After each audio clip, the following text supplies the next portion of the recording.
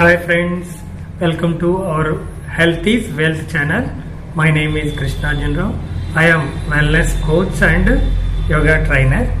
ఈ రోజున మనం చెప్పుకోబోతున్న topic back pain, sciatica pain, L4, L5 lower back pain, upper back pain గురించి మనం ఈ రోజున చిన్న ఇన్ఫర్మేషన్ తీసుకొని ఏ విధంగా యోగా ద్వారా వాటిని నార్మల్ చేసుకోవచ్చో కూడా తెలుసుకుందాం. అసలు బ్యాక్ పెయిన్ అనేది కొన్ని కారణాలు ఉన్నాయి. మనం ఎప్పుడైనా కొంచెం వెయిట్ని సడన్గా ఒంగోని లేపేటప్పుడు, లిఫ్ట్ చేసేటప్పుడు బ్యాక్ పెయిన్ అనేది, ఈ డిస్క్ ప్రాబ్లం అనేది వస్తుంది. అదేవిధంగా ఎవరైతే ఒబిసిటీ, ఊబకాయంతో ఉంటారో వాళ్ళకు కూడా బ్యాక్ పెయిన్ అనేది వస్తుంది. అదేవిధంగా ఎక్కువ శాతం సెడెంటరీ లైఫ్ అంటే ఈ ల్యాప్టాప్ల ముందు ఎక్కువ శాతం కూర్చొని రోజుల్లో అందరూ కూడా ఉద్యోగాలు చేస్తున్నారు. 8 నుంచి 12 గంటలు కూడా చేస్తున్నారు.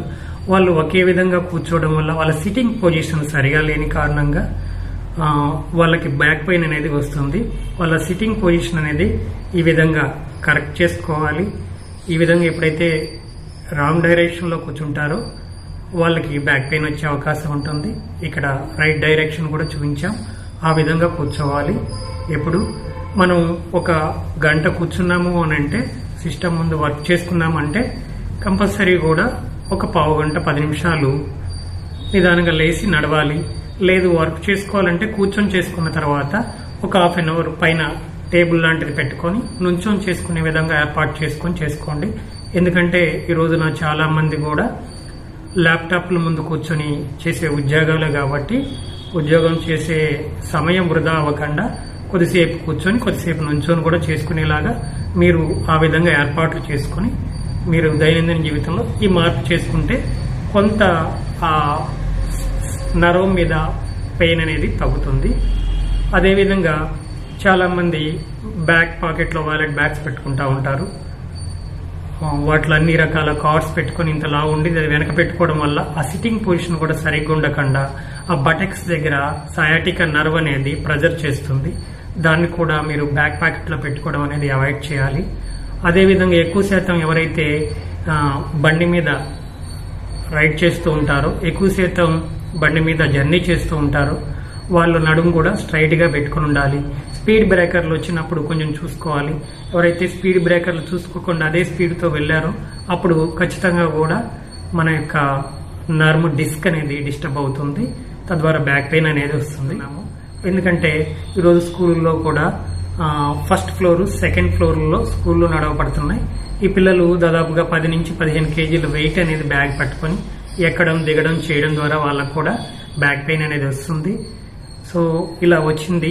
మనం చిన్న ఆహారపు అలవాట్లు కూడా మార్చుకోవాలి. వీటి నుంచి వ్యాయామాలు చేయడమే కాదు, అలవాట్లు కూడా మార్చుకోవాలి. ఎక్కువ మనం కాల్షియం రిచ్ ఫుడ్స్ అనే ఆకుకూరలు ఎక్కువగా తీసుకోవాలి. అదేవిధంగా మనకి కాల్షియం ఎక్కువ ఉన్న తృణధాన్యాలు కూడా తీసుకోవాలి. ఎక్కువ ఆకుకూరల్లో పొన్నగంటి కూర, మునగాకు, ఇంకా కొన్ని వాటిల్లో మనకి చక్కగా కాల్షియం అనేది రిచ్గా లభిస్తుంది. అదేవిధంగా నువ్వుల నుంచి కూడా మనకి కాల్షియం అనేది అత్యధికంగా లభిస్తుంది. వీటిని దైనందిన జీవితంలో యాడ్ ఆన్ చేసుకోవాలి. అదేవిధంగా మనకి పిల్లలకి ఎక్కువ శాతం ప్రతిరోజు మంచి పాలు, ప్యాకెట్ పాలు కాకుండా మనకి తెలిసిన వాళ్ళ దగ్గర ఎక్కడైనా గేదె పాలు కానీ ఆవు పాలు కానీ ఉంటే పల్చగా ఉన్నా పర్వాలేదు, అవి పట్టించడానికి చూడండి. ఈ విధంగా మనం ఆహారపు అలవాట్లు మార్చుకొని మన యొక్క అలవాట్లు కూడా సరి చేసుకొని ఈ విధమైన సింపుల్ యోగాసనాలు చేయడం ద్వారా మనం లైఫ్ లాంగ్ బ్యాక్ పెయిన్ నుంచి రిలీఫ్ తీసుకోవచ్చు. ఇది అందరికీ సాధ్యమే. మీరు యోగాసనంలోకి వెళ్లే ముందు మా ఛానల్ కనుక ఫస్ట్ టైం చూస్తున్నట్టయితే లైక్ చేయండి, సబ్స్క్రైబ్ చేయండి. మీ ఫ్రెండ్స్ కూడా ఎవరికన్నా బ్యాక్ పెయిన్ ఉంటే వాళ్ళకి ఈ వీడియోని చక్కగా షేర్ చేయండి. ఓకేనా? ఇంకా వెళ్ళిపోదామా యోగాసనాలకి? ముందుగా మనం వార్మప్ చేసుకుందాం. నిటారుగా నుంచొని చక్కగా తల పైకి కిందకి ఈ విధంగా ఆడించాలి. తర్వాత సైడ్కి ఈ విధంగా మెడని తిప్పాలి.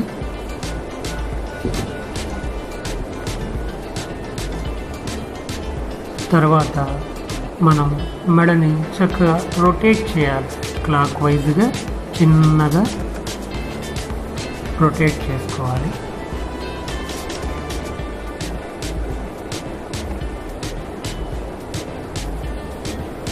తర్వాత యాంటీ క్లాక్ వైజ్గా కూడా చిన్నగా తలని రొటేషన్ చేసుకోవాలి. దీనివల్ల మెడ దగ్గర ఉన్న నరాలన్నీ కూడా చక్కగా ఫ్రీ అవుతాయి.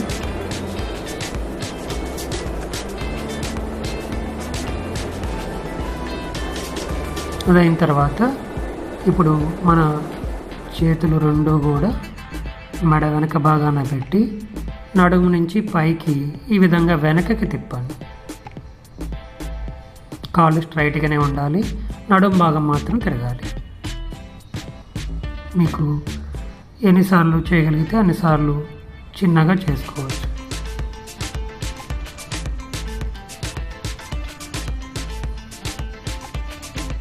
నడుము దగ్గర అంతా కూడా ఫ్రీగా అనిపిస్తుంది.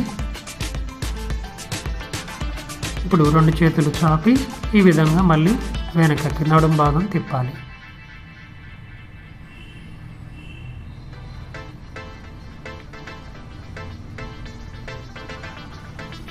ఇప్పుడు ఇవి చేసిన తర్వాత కటి చక్రాసన.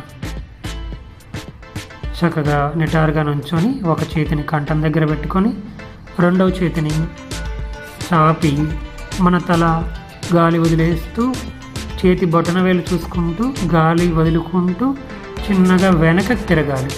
ఎంత వెనకకి తిరగలిగితే అంత వెనకకి తిరగాలి. గాలి పీలుస్తూ ముందుకు రావాలి.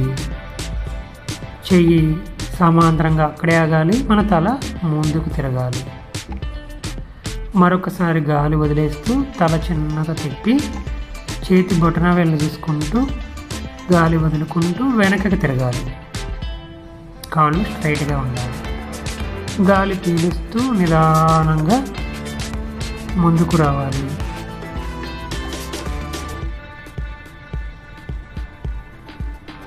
తల తిప్పాలి. ఈ విధంగా రెండో వైపు కూడా చేతిని ఇలాగా చాపి గాలి వదిలి తల తిప్పాలి. చేతి బొటనవేలు చూసుకుంటూ గాలి వదిలేస్తూ ఎంత వెనకకు తిరగగలిగితే అంత వెనకకి తిరిగి ఉండగలిగినంతసేపు ఉండాలి. తర్వాత చిన్నగా గాలి పీల్చుకుంటూ ముందుకొచ్చి చెయ్యి అక్కడ ఆపి తల ముందుకు తిప్పాలి. మళ్ళీ గాలి వదిలేస్తూ తల తిప్పి బొటనవేలు చూసుకుంటూ వెనకకి తిరగాలి గాలి వదిలేస్తూ. అలా గాలి పీలుస్తూ నిదానంగా ముందుకు రావాలి. చెయ్యి అక్కడే ఆపాలి, తల తిప్పాలి. ఈ విధంగా మనకి ఎన్నిసార్లు చేసుకోగలిగితే అన్నిసార్లు సమయాన్ని బట్టి చేసుకోవచ్చు.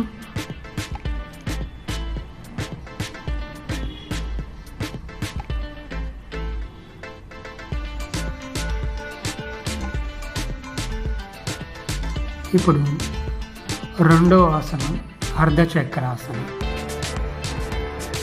చక్కగా నిటారుగా నుంచొని రెండు చేతులు వెనక వెన్నుముక్కనికి ఆనించి గట్టిగా సపోర్ట్గా తీసుకొని వెనకకి వంగడం. గాలి పీలుస్తూ వెనకకి వంగాలి. ఎంత వంగగలిగితే అంత వెనకకి వంగాలి. ఎంతసేపు ఉండగలిగితే అంతసేపు ఉండి చిన్నగా గాలి పీలుస్తూ ముందుకు వచ్చింది అర్ధచక్రం. ఇప్పుడు చక్కగా పడుకొని మనం కాళ్ళు రెండు దగ్గరగా తీసుకొచ్చి చేతులు చాపి కాళ్ళు ఒక పక్కకి మెడ ఇంకో పక్కకి ఈ విధంగా తిప్పాలి. కొంచెంసేపు నడుము దగ్గర అంతా కూడా చక్కగా హాయిగా ఉంటుంది. సయాటికా నర్వ్ అనేది రిలాక్స్ అవుతూ ఉంటుంది ఇలా చేయడం వల్ల. ఇలా కొద్దిసేపు చేసుకున్న తర్వాత ఇప్పుడు మనం సేతుబంధాసన. సేతుబంధాసన చేసుకుందాం. రెండు కాళ్ళు దగ్గర తీసుకొచ్చి కాళ్ళను చక్కగా గట్టిగా పట్టుకొని గాలి పీలుస్తూ నడుము భాగం లేపాలి. దీనివల్ల బ్యాక్ పెయినే కాదు, థైరాయిడ్ గ్రంథి కూడా చక్కగా యాక్టివేట్ అవుతుంది. ఇలా ఉండగలిగినంతసేపు ఉండి గాలి వదిలేస్తూ కిందకి రావాలి. ఇలా కాళ్ళు పట్టుకోలేని వాళ్ళు చేతులు పక్కకి పెట్టి గాలి పీలుస్తూ పైకి లేవాలి, గాలి వదిలేస్తూ కిందకి. నెక్స్ట్ భుజంగాసన. మనం బోర్లా పడుకొని చేతులు రెండు హృదయానికి సమాంతరంగా ఉంచుకొని గడ్డాన్ని నేల కానించి గాలి పీలుస్తూ నడుము భాగం వరకు పైకి లేవాలి, నాభి వరకు పైకి లేవాలి. తల ఆకాశం వైపు చూడాలి. నడుము దగ్గర చక్కగా ఫోల్డ్ అవుతుంది. బ్యాక్ పెయిన్ అనేది రిలాక్స్డ్గా ఉంటుంది. ఉండగలిగినంతసేపు ఇలా గాలి తీసుకొని ఉండి నిదానంగా గాలి వదిలేస్తూ మకరాసనంలో రిలాక్స్ అవ్వండి. నెక్స్ట్ అదేవిధంగా సర్పాసన. అదేవిధంగా పడుకొని రెండు చేతులతో సీటు భాగాన్ని గట్టిగా పట్టుకొని అంత పైకి సర్పం లేసినట్లు వేసి ఉండగలిగినంతసేపు ఉండి నిదానంగా గాలి వదిలేస్తూ మళ్ళీ మకరాసనంలో విశ్రాంతి. నెక్స్ట్ ధనురాసన. అదేవిధంగా పడుకొని రెండు కాళ్ళని రెండు చేతులతో పట్టుకొని గాలి పీలుస్తూ కాళ్ళు గట్టిగా లాగుతూ పైకి లేవాలి, గాలి పీల్చాలి. ఈ విధంగా ధనుస్సాకృతిలో శరీరాన్ని మలచాలి. ఈ విధంగా ఉండగలిగినంతసేపు ఉండి మళ్ళీ గాలి చిన్నగా వదిలేస్తూ రిలాక్స్, మకరాసనంలో రిలాక్స్ అవ్వాలి. నెక్స్ట్ శలభాసన. చక్కగా బోర్ల పడుకొని ఇలాగా బొటన వేలుని మడిసి చిటికిన వేలు కిందకు వచ్చేలాగా తొడ భాగంలో ఇరువైపులా చక్కగా సపోర్ట్గా పెట్టుకొని గాలి పీలుస్తూ ఒక కాలు పైకి ఈ విధంగా లేపండి. గాలి పీలుస్తూ ఇలా పైకి ఎంతసేపు లేపగలరో అంత పైకి లేపి చిన్నగా గాలి వదిలేస్తూ రిలాక్స్. అదేవిధంగా చేతుల సపోర్ట్తో రెండో కాలు కూడా గాలి పీలుస్తూ పైకి లేపాలి. తల లేవకూడదు, గడ్డం నేల కానించే ఉంచాలి, కాలు మాత్రమే లేవాలి. గాలి పీలుస్తూ గాలి వదిలేస్తూ చిన్నగా రిలాక్స్ అవ్వాలి. మరొకసారి గాలి పీలుస్తూ కాలు లేవాలి. గడ్డం లేవకూడదు, గడ్డం నేల కానించి ఉండాలి. గాలి వదిలేస్తూ నిదానంగా రిలాక్స్. ఇంకొక కాలు కూడా అలాగే గాలి పీలుస్తూ పైకి లేపాలి, గాలి వదిలేస్తూ చిన్నగా రిలాక్స్ అవ్వాలి. చక్కగా మకరాసనంలో రిలాక్స్. ఇప్పుడు రెండు కాళ్ళని పైకి లేపడానికి చక్కగా రెండు చేతుల సపోర్ట్తో రెండు గాలి తీసుకోవాలి. కాళ్ళు రెండు పైకి లేపగలగాలి, గడ్డం లేవకూడదు. ఈ విధంగా ఉండగలిగినంతసేపు ఉండి చిన్నగా రిలాక్స్. ఓకే ఫ్రెండ్స్, ఈరోజున చూశారు కదా యోగాసనాలన్నీ. ఈ విధంగా మనం రెగ్యులర్గా సాధన చేయడం ద్వారా ఆసనాలు రావడమే కాదు, మనకున్న బ్యాక్ పెయిన్ కూడా చక్కగా నార్మల్ చేసుకోవచ్చు. కనుక ఈ ఒక్క బ్యాక్ పెయిన్ గురించే కాదు, మీకు ఏదన్నా అనదర్ ఇష్యూస్, హెల్త్ ఇష్యూస్ ఉంటే, ఫర్ ఎగ్జాంపుల్ బీపీ కావచ్చు, డయాబెటిక్ కావచ్చు, ఆర్థరైటిస్ కావచ్చు, థైరాయిడ్ కావచ్చు, ఏ సమస్య ఉన్నా దానికి సంబంధించిన ఆసనాలు కూడా ఉన్నాయి. మీకు సంబంధించిన ఆసనాలు ఏమన్నా కావాలంటే కింద కామెంట్ సెక్షన్లో పెట్టండి. వాటికి సంబంధించిన ఆసనాలు మీ ముందుకు తీసుకొస్తాము. చక్కగా యోగాసనాలు చేసుకోవడం ద్వారా మనకున్న హెల్త్ ఇష్యూస్ ఓవర్కమ్ చేసుకోవడానికి అవకాశం ఉంది. మీరు కూడా చక్కగా ఫాలో అవ్వండి. మీకు ఏదైనా హెల్త్ ఇష్యూస్ ఉంటే ఖచ్చితంగా కూడా కింద కామెంట్లో తెలియచేయండి. మరొకసారి చెప్తున్నాను, ఈ ఛానల్ అందరూ కూడా లైక్ చేయండి, సబ్స్క్రైబ్ చేయండి, మీ ఫ్రెండ్స్కి కూడా షేర్ చేయండి. Thank you everyone.